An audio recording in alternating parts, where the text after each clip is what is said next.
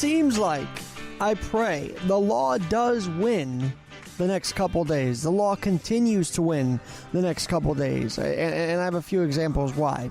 But the first big example, by the way, Alexander Garrett, keeping it real tonight on Spreaker.com, iHeartRadio, Spotify, wherever you may find this podcast, and it's still growing. And I've got a friend of mine to help it grow, Mario Vasilis from Absurd Conclave. It's a showroom in Brooklyn that hosts artists, and they're going to have a big spectacular mural unveiling on Thursday night. We'll get into that and more about Absurd Conclave right here in Brooklyn. But let's start with where the law might very well win here. Because you see, here's the funny part. The House Judiciary Committee is claiming themselves to be the ones that stop and investigate the threats against the rule of law. But what they're forgetting is that the rule of law is being followed to the T by Bill Barr, the Attorney General. They're forgetting that, according to the Washington Times and the Mueller report itself, every page, the 400 pages of the Mueller report, unredacted or not, says may contain material protected under federal crime P6E, Statute 6, which is a law that protects secret grand jury proceedings. What the Democrats want to do in investigating the threats against the rule of law is to break the rule of law. And we should know this, but maybe it's time to hammer that back into people's minds. Because if they hold them contempt for not releasing the full report, they're asking the Attorney General of the United States to break the actual law. Kind of messed up, don't you think? Kind of a good reason to be fired up the night before the contempt vote, don't you think? Because if they hold them contempt for sustaining the rule of law, then what good is the House Judiciary Committee, especially run by Democrats? If some people can knock some sense into these Dems that lead the House, that would be even better. But if they just take a good look at the Mueller report and see that all 400 of them say may contain protected information, they'll get their answer right there. They will get their answer right there. Because, I don't know, I want an Attorney General that follows the law. I want an Attorney General that isn't a lapdog for the president, but is actually following the law. Bill Barr is a well-respected person in Washington. But because he's Trump's appointment, now he's the bad guy. Now we have to hold him in contempt. Now we have to call him a chicken. Well, the fact is, Barr's been doing seemingly everything legal to this point. But here are the Democrats. And it's no surprise, right? They say they want to investigate the threats to the rule of law in the country. Except investigate why thousands are coming here illegally. Investigate why, according to the World Tribune, did you know that according to the World Tribune, there are, from terrorist countries, there are a growing number, according to the World Tribune, 10,000 or more illegal immigrants from countries the United States has designated as state sponsors of terrorism that have been ordered removed or have pending final order of removal from the United States through ICE. They don't want to investigate that. They don't want to investigate drug prices and how outrageously skyrocketing it is. They don't want to investigate the actual traffickers that are causing mayhem in this country. No. They want to talk about a guy, a well-respected attorney general, not turning in the full Mueller report, which he doesn't have to, and legally he can't. Even liberal-leaning The Hill, has talked about that. in their articles on this whole contempt vote. So the rule of law should win, and it better win. Because if we're going to have the House Judiciary claim they want to investigate the threats to the rule of law, but asking someone to break the law and forgiving everyone who has broken the law by coming here illegally, it's a sham. It's an outright sham and a shame that this is what our country has come down to. And I'm tired of it. How can you not be tired of it? By golly, we have a lot of other stuff to talk about right now. We have to figure out and thank the police that have subdued at least 2 active shooters in Colorado today, but we have to thank them. We have to spread news that there were cops investigating a domestic violence situation, which a mother of a few kids were being hurt and being injured, watched their mother be injured and hurt by their father when cops came to the rescue. We have to talk about those stories of success, of actually law winning the day. If you want to say the House is the rule of law, then don't ask the Attorney General to break the law. It is that simple. It is that simple. But I don't know if we'll ever get to that day, because the hatred of Trump is so scathing right now, as it has been from the beginning. But oh, so scathing. And believe me, I'm not blind. I'm not blind to the fact that Trump is not helping his cause at times. I'm not blind to the fact that McGahn should be able to share his notes if Trump's got nothing to hide. I don't get that. But ultimately, you look at what the about page is for the House Judiciary Committee, and they say investigating threats to the rule of law. I'm sorry, but then if that's the case, why not see why we dealt with this 2 years ago on an FBA plant on a fake dossier? How about that? If you want to truly investigate the rule of law, why are you asking the Department of Justice, the Attorney General, William Barr, to break the actual law in releasing these documents? Simple question, but such a complicated answer, I feel. Such a complicated answer.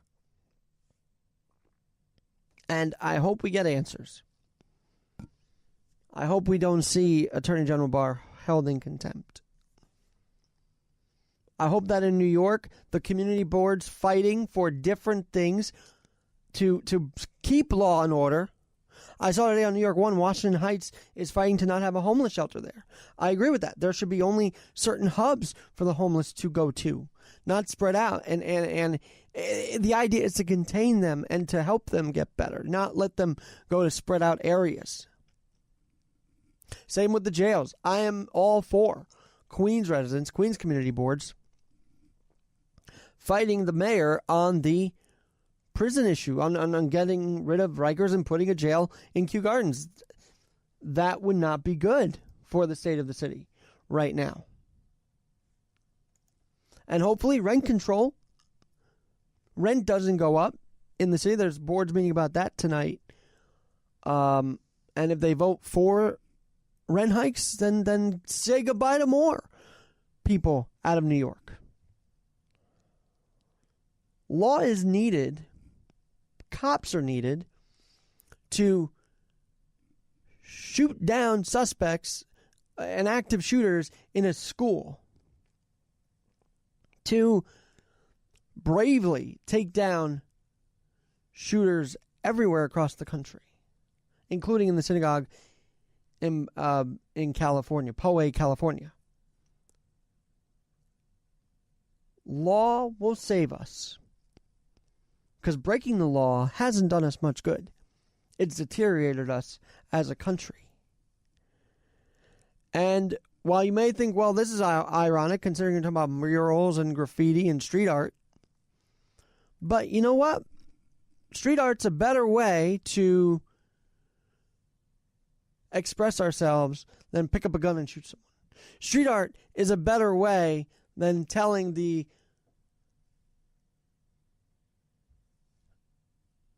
Department of Justice, you have to break the law, and release the full report, unredacted, of the Mueller report. A report, as I mentioned at the top, that says over and over, material is protected by federal law to be secret. But I don't want to keep this a secret. I want to talk to you about this upcoming event at Absurd Conclave with Mario Vasilis. He's the owner of Absurd Conclave. It's out in Brooklyn, New York, and I'm excited to go there on Velasquez on Thursday night. I'll tell you why right now. All right, so Mario Velasquez with us here on Keeping It Real with Alexander Garrett. Met you at Level Up Networking. We're going to have Steve Robeo on in the near future because he's got another event coming up in Brooklyn. But we're going to stay right in Brooklyn right now because I've got Mario, founder of Absurd Conclave. And why I brought you on is you have a big show coming up this Thursday night, and I loved your spirit when we first talked, and I really wanted to have you on to promote the event, promote Absurd Conclave. So have at it. So talking about the event, it was really good meeting you at Level Up event. But yes, May 9th, this Thursday, we're actually having, I curated a show of 4 artists locally from Brooklyn and one from New Jersey, all inspiring artists trying to, make a name for themselves. And they created a mural in front of our building front. And the show starts at 6 o'clock at May 9th. It's called Mural Extravaganza. And so tell us about Absurd Conclave. Where can people go to see this extravaganza? And how many people did the mural take to make? Like, how many people made it? Good thing. I scheduled it, even though the weather had been horrible lately, but I managed to get a good day. Everyone came by. We kind of did it as a group. And I had a videographer to come by, take a picture, take video, then a picture of the whole thing. I would say, 2 of the artists managed to finish in one day. And the other 2 artists, Katie Wool and as well as Catherine Barr, it kind of took them a couple of days because I guess an artist always has to put layers on. So, for them it took time. But either way, it came out nice. And now with the sun is out and you can really, kind of grasp the color and the texture and everything they did. And, the art community is vibrant in New York. I think people should know more about that because not everybody's on Instagram, not everybody's on Twitter or Facebook. But the art in New York is very vibrant. And I feel, Mario, you're contributing to that vibrancy by hosting these events at Absurd Conclave. Yes. I'll be very truthfully, I was not really into the art, into the art vibe and the art community. Ever since I started this business with Absurd Conclave, I realized there was a needed platform for artists out there locally that are, starting and artists that are, already established, but they still come into locations like mine, and they set up these events where everybody comes in as a creatives in a community environment, and they inspire each other as well as they feel like they support on each other. And the crazy part is where I'm located is actually it's like a boiling pot of all these art projects and murals that are happening at Bushwick. Talk about that a little bit. So you say a lot of them. So how many would you say have popped up in your area specifically? Well, actually, I would say in the vicinity of about half a mile all around where Absurd Conclave is, I would say there's maybe 50 different murals all around, and certain blocks in Star Avenue, murals all around as well. And they're all artists locally, international, and a lot of them have, some of them are power hitter artists, like they're well-known, the artists. the artwork can go for thousands of dollars, and then there's others that are upcoming, trying to make a name for themselves, trying to break into to the mainstream out there. Trying to be like Banksy, right? I mean, how big a name can you get other than Banksy? It's amazing what he's done specifically. But your story is interesting. I remember now they told me that you were not originally in the art community. So tell us about your background and why you ended up getting into this community and where you left, what you left to be part of it. I would, honestly, a lot of people would say I was more into real estate and trying to build businesses and things like that. And I had a conversation with a friend of mine the other day, and I was telling them that, you know what, I'm not, before I wasn't into art, and I don't know how I just kind of picked up into it and I fell in love with it. And they kind of explained to me, like, believe it or not, if you're creating something from nothing, that is art. Whether you're using your pen, a talent, or something, that is considered art. And so they were just like, in a way, Mara, you're an artist yourself. You've created something from nothing. And I was like, all right, you know what? I think that's kind of hinting why I also have a drive for all these artists, whether they're coming up. And I'm like, all right, I know the struggle that you guys are going through, the heart that you put into your passion, into the drawing. And I admire it, and I admire it. And as well as, you know what, the same token, I also want to give them that chance as well. If I can do anything, which is I give them my space. I'm like, hey, do a show. Let's help everyone out here. And that's, as for me, I eventually found out the type of art I like, which is actually street pop art. And that would be kind of like where I'm at right now. That's my favorite art. And street art, there's nothing like it. I mean, obviously graffiti was there, but now there's sort of a normalized kind of art in addition to graffiti, and we see it all over the place. I mean, almost every block it feels like you can see some form of art, and obviously it's one of the best forms of expression for the city, is it not? Yes, it definitely does.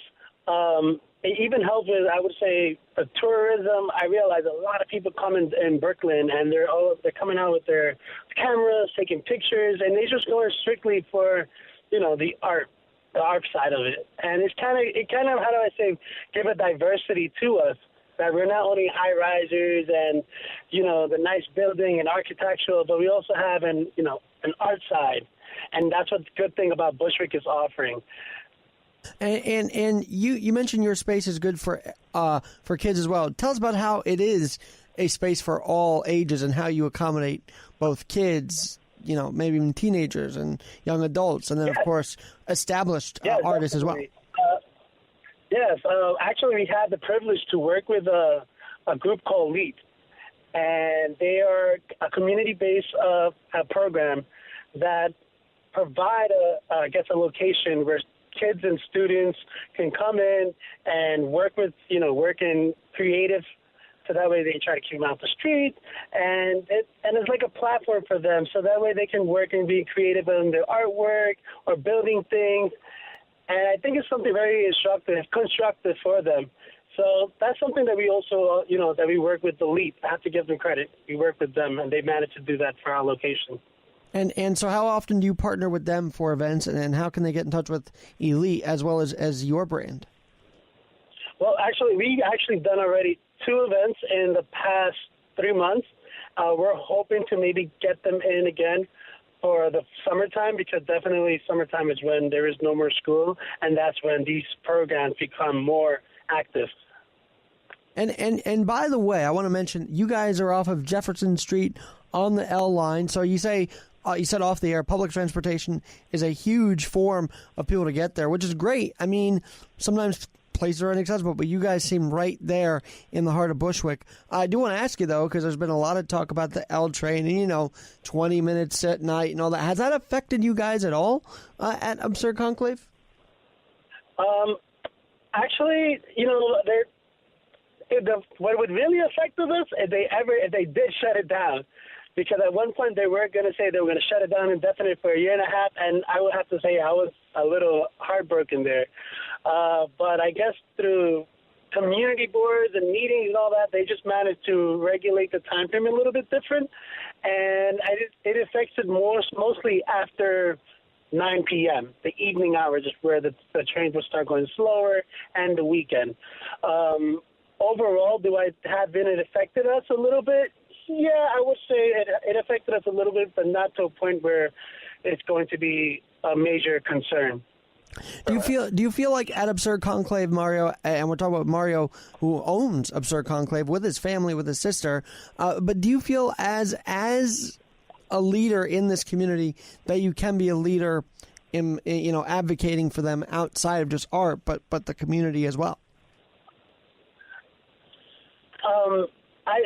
That's just something that, Alex, I've been trying my best to try to get a foot out there and, try to associate myself with other people out there that's trying to make an impact into the community.